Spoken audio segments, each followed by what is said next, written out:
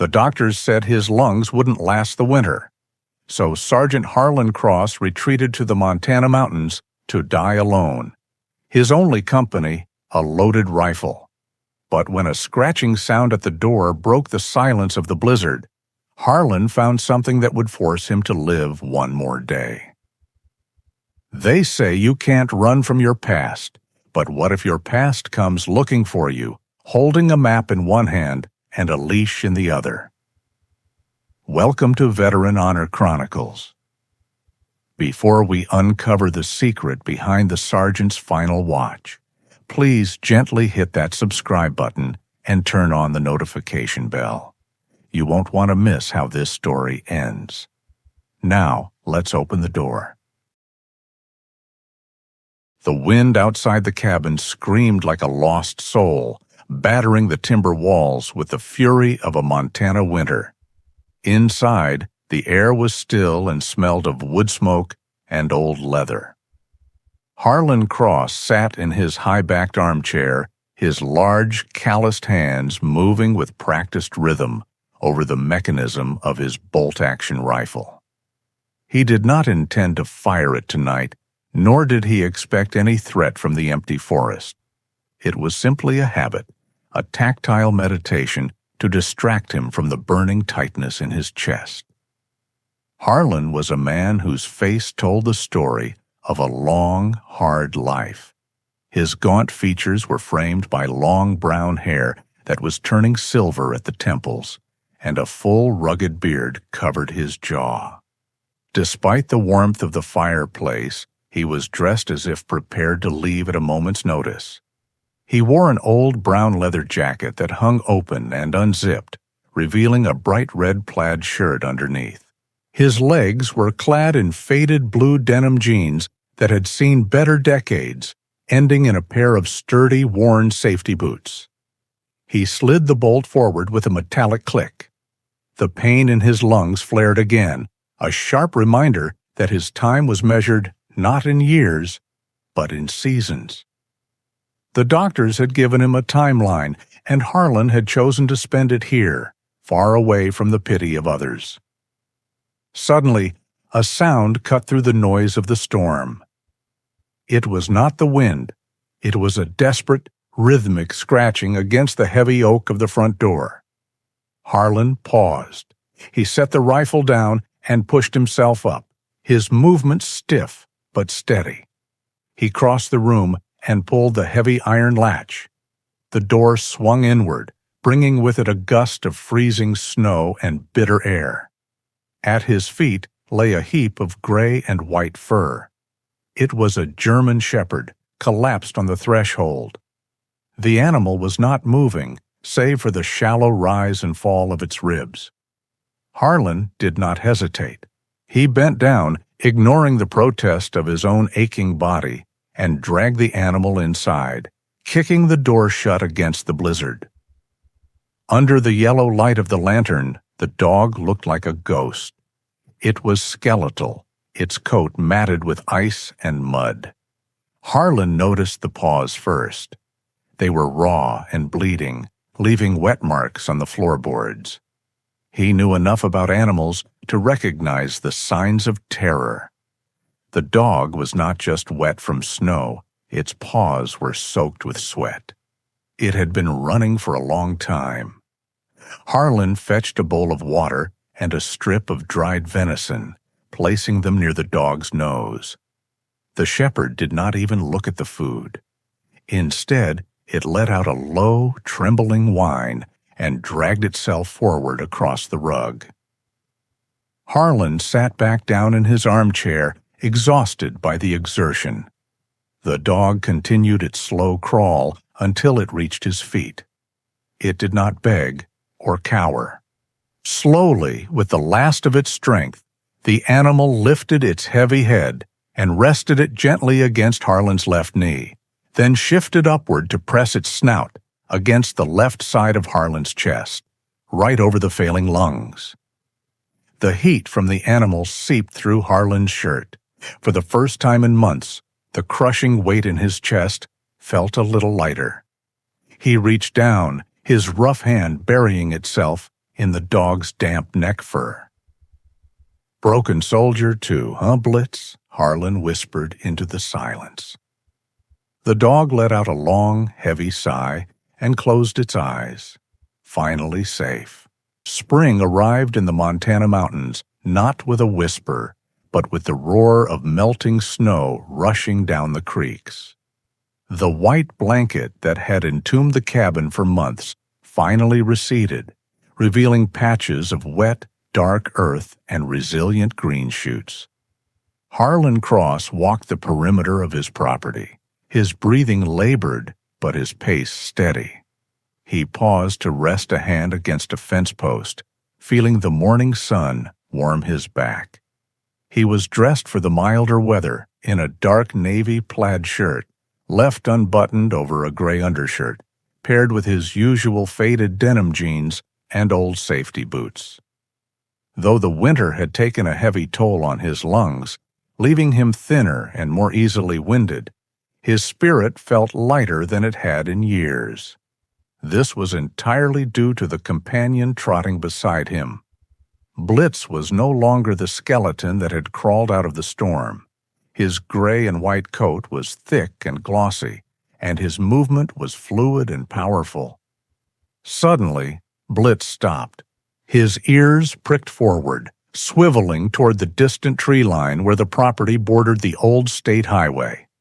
A low, urgent whine vibrated in his throat. Before Harlan could issue a command, the shepherd took off, running a few yards before stopping to look back, urging Harlan to follow. Harlan tightened his grip on his walking stick and followed.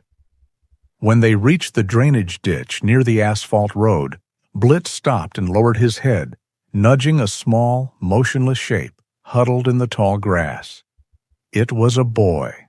He looked no older than 10, his clothes dusty and too large for his small frame.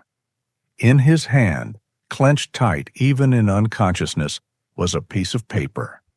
Harlan knelt, his joints popping, and gently pried the paper loose. It was a hand-drawn map, crinkled and stained, with childish lines leading to a spot marked simply as Grandpa's house. Harlan's heart hammered a warning rhythm against his ribs. He gathered the boy into his arms. The child was alarmingly light. Back at the cabin, Harlan laid the boy on the worn leather sofa. He fetched a tin cup of water and supported the boy's head.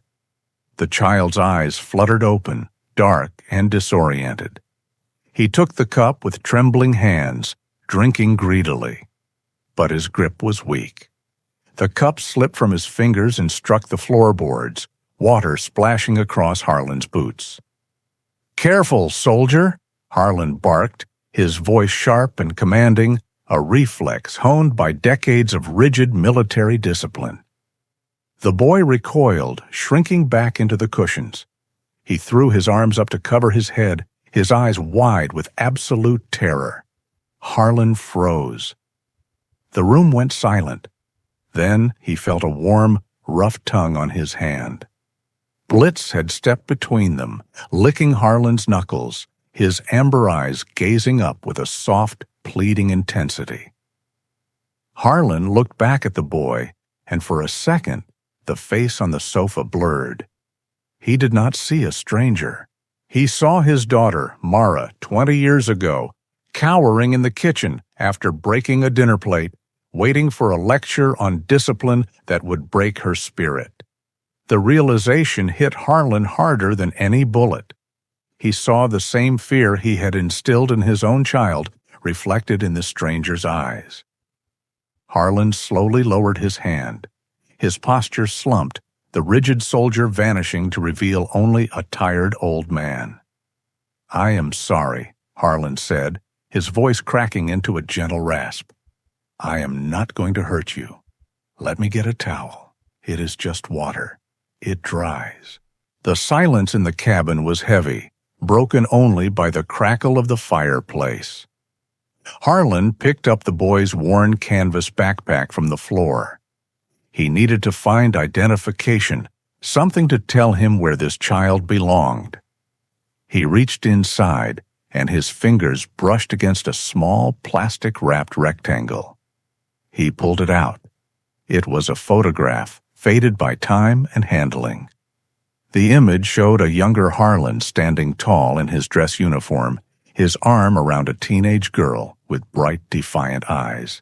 It was Mara. The date handwritten on the back read June 1998. Harlan felt the air leave the room. He looked at the boy huddled on the sofa, really looking at him for the first time. He saw the shape of Mara's chin, the same dark intensity in his eyes. "You are Mara's son," Harlan whispered, his voice trembling. The boy nodded slowly. "I am Jude. She told me to find you. She said you would know what to do." Before Harlan could respond, the wash of headlights swept across the cabin windows. The gravel outside crunched under heavy tires. Sheriff Jim had arrived. Harlan met the sheriff at the door. Jim was a large man, his face lined with years of keeping the peace in a small town. He looked past Harlan to the boy sitting on the couch, with Blitz standing guard beside him. "Is that the runaway?" Jim asked quietly, stepping onto the porch to keep his voice low. Harlan nodded, his face gray with pain. "It is my grandson, Jim, but you have to take him. You have to call social services." Jim frowned, hooking his thumbs into his belt. "Harlan, if that is family, he belongs here. The system is no place for a grieving boy." "I am dying, Jim." Harlan's voice rose, desperate and harsh. "Look at me. The doctors gave me until winter. If I keep him, all I am doing is giving him a front row seat to a funeral. I cannot let him watch another person leave him. It is better if he goes now." The door behind them creaked open. Jude stood there, his small hands balled into fists at his sides. He had heard everything. Tears streamed down his dusty face, cutting clean tracks through the dirt. "Mama Mara said you were the bravest soldier." Jude's voice shook, rising to a scream. "But you are just a deserter. You left her, and now you are leaving me." The word deserter struck Harlan like a physical blow. He staggered back slightly, clutching the doorframe. Blitz moved to Jude's side, leaning his weight against the boy's leg, offering silent support while staring intently at Harlan. Harlan looked at the weeping boy, then at the vast, empty darkness of the woods beyond the porch. He looked at the medical file sitting on the entryway table, the thick folder that contained his prognosis and his death sentence. Slowly, Harlan walked over to the table.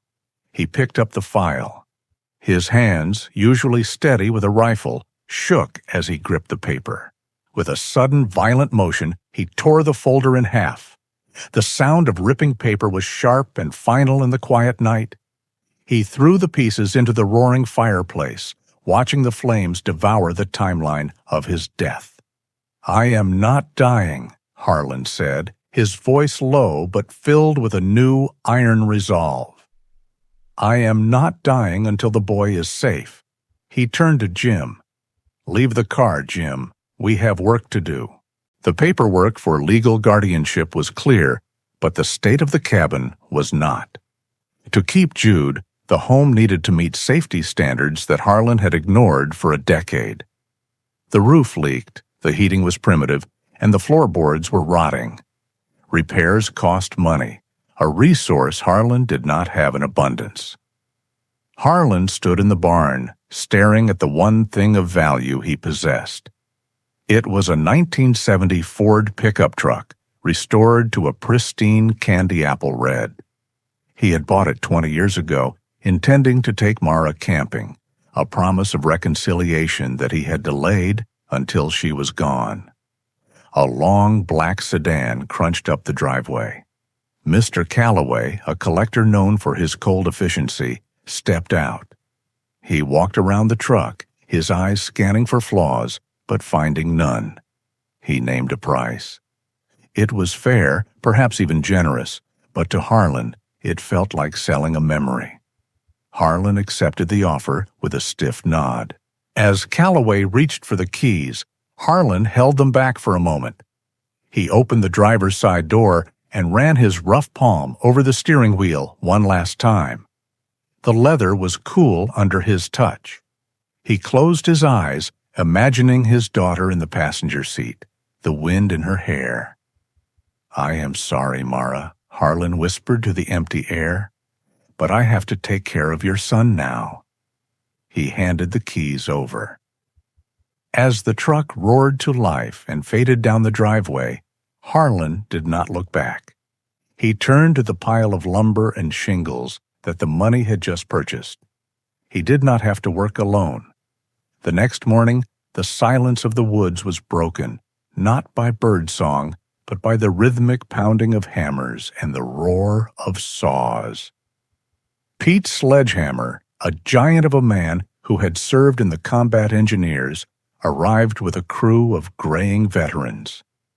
They did not ask for payment. They worked for coffee, sandwiches, and the silent code of brotherhood. Blitz moved among the men like a supervisor, carrying tools in his mouth and offering a nudge of encouragement when the work grew heavy.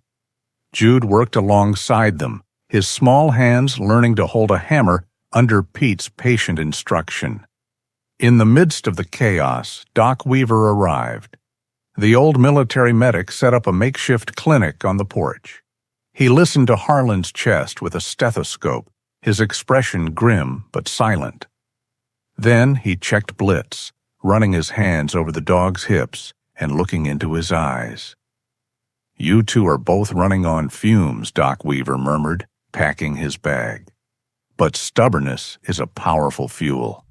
Keep him warm, Harlan, and he will keep you going." By the time the sun set, the roof was sealed, and the drafty windows were replaced. The cabin was no longer just a shelter for a dying man. It was warm, secure, and filled with the noise of life. It had transformed into what Jude shyly called Camp Hope. The judge's decision had been final, stamped with the official seal of the state of Montana. Jude was legally Harlan's grandson, and Camp Hope was his home. But as the golden light of autumn began to strip the aspen trees of their leaves, Harlan Cross found his own timeline reaching its end. The strength he had summoned to fight for the boy had been spent, every last ounce of it. On a crisp evening in late October, Harlan sat in his rocking chair on the porch. He was wrapped in a thick wool blanket, but the cold seemed to settle deep in his bones. Blitz, sensing the change, did not patrol the yard as he usually did. Instead, the great gray and white shepherd lay across Harlan's feet, his heavy body providing a steady, living warmth that no fire could match. Jude stepped onto the porch holding 2 mugs of tea. He sat on the railing, looking out at the mountains that were already dusted with the first snow of the coming winter. "Come here, soldier," Harlan whispered. His voice was faint, like dry leaves skittering over pavement. Jude moved closer, kneeling beside the chair. Harlan reached into his shirt pocket. His trembling fingers pulled out a small, dull metal object attached to a beaded chain.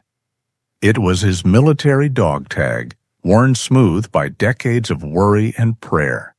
The engraving was faint, but legible. Sergeant Harlan Cross. Harlan pressed the cold metal into Jude's small, warm hand and closed the boy's fingers around it. "I do not have gold to leave you, Jude," Harlan said, his eyes clear and focused for one last moment. "I only have this. It means I stood my ground. It means I did not run when it mattered." He looked at the boy, then down at the faithful dog resting on his feet. "You keep the fire burning," Harlan said softly. "The watch is yours now." That night the wind did not howl. The world was respectful and quiet. Harlan Cross closed his eyes in his chair, his hand resting on Blitz's head, and simply stopped breathing. He did not wake up. When the sun rose, The sharp, mournful cry of a German shepherd echoed through the valley, a single long note that told the mountains a soldier had gone home. 15 years later. The summer grass grew high and green in the small family plot behind the cabin. A tall man stood before a simple granite headstone. He wore a bright red plaid shirt, the sleeves rolled up to reveal strong, capable arms. Jude looked at the name carved into the stone, Sergeant Harlan Cross. Beside it was a smaller stone, marked simply, Blitz, the Loyal Guardian. Jude was not alone. Sitting at his heel, alert and watchful, was a young German shepherd with a coat as black as midnight. The man reached down, his fingers brushing the dog tag that hung around his own neck. He looked at the bustling main house of Camp Hope in the distance, where children's laughter drifted on the breeze. "We are holding the line, Grandpa," Jude said quietly. He patted his leg. "With me, Valor." The black dog looked up, eyes shining with intelligence, and fell into step beside his master as they walked back to continue the work.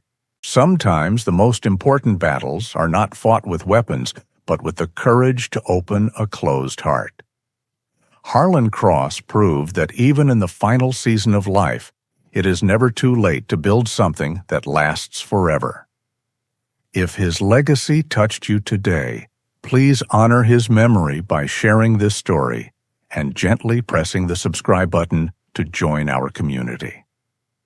There is another journey of resilience waiting for you on the screen right now, so please click it and let us continue this watch together.